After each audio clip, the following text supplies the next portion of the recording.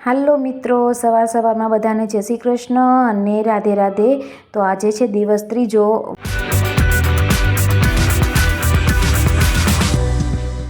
વજન ઉતારવા માટે તો જો સવારે જો આગલી રાતે તમે જીરું પલાળતા ભૂલી ગયા હોય ને તો આપણે ચિંતા કરવાની જરૂર નથી। સવારે એક ગ્લાસ ગરમ પાણી મૂકીને એમાં 1 ચમચી જેટલું જીરું એડ કરી દેવાનું અને એને સરખું ઉકાળી લેવાનું। ઉકાળ્યા પછી જો ઠરી જાય ને એટલે આપણે એને સિપ કરતા પી લેવાનું છે।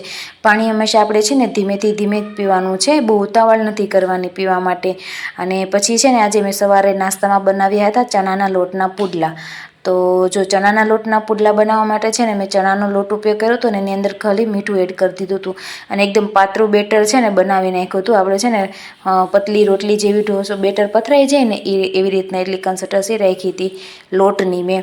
તો પછી છે ને આપણે નોનસ્ટિકની કઢાઈમાં છે ને બેટર છે ને પાથરી લેવાનું છે અને એમાં છે ને મેં બેટર ચણાના લોટના પુડલામાં એડ કરવા માટે મેં છે ને ગાજર, કોબી, કાંદા, ટમેટાં, કેપ્સિકમ, મરચાં અને ગ્રીન ચટણી એનો ઉપયોગ કર્યો હતો અને છે ને ફેંકીનો મસાલો પણ ઉપયોગ કર્યો હતો।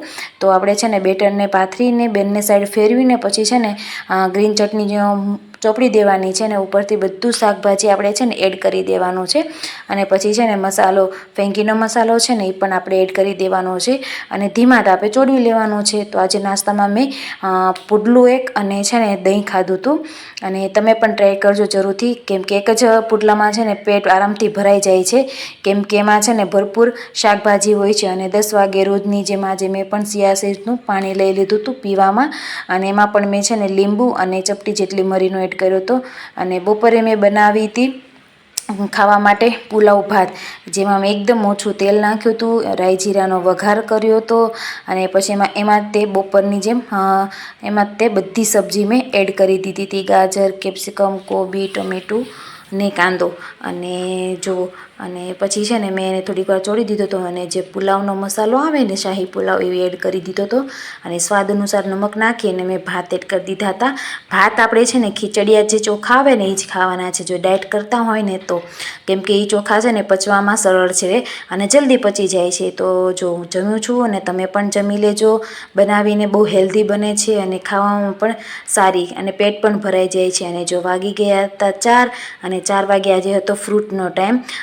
જો તમારી પાસે અવેલેબલ હોય સિઝનનું ફ્રૂટ તો ખાઈ શકો અને કેરીની સિઝન છે તો તમે કેરી પણ લઈ શકો।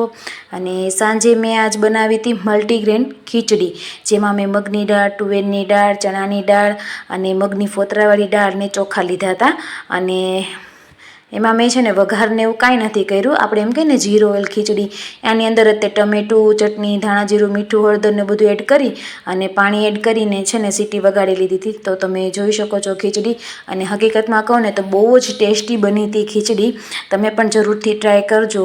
અને મારે છે ને સાંજે જમતા થોડીક વધી હતી ને તો મેં સવારમાંથી પણ રાખી હતી, તો હું તમને એની વધેલી ખીચડીની રેસીપી પણ સવારે બીજા દિવસે બતાવીશ।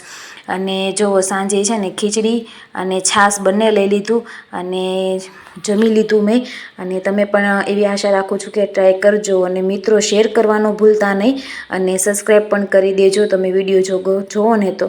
અને ઘણા બધાનો સવાલ હોય છે કે સાંજે જે પીવાની ફાંકી હોય એ કઈ રીતના લેવી, કેવી રહેવી ને ક્યાંથી લેવી, તો આ દરેક મેડિકલ સ્ટોરમાં મળી જાય છે અને ઝંડુની બહુ સારી આવે છે। અને જો તમને મારો વિડીયો ગમ્યો હોય તો લાઈક કરો, શેર કરો, સબસ્ક્રાઈબ કરો। બાય।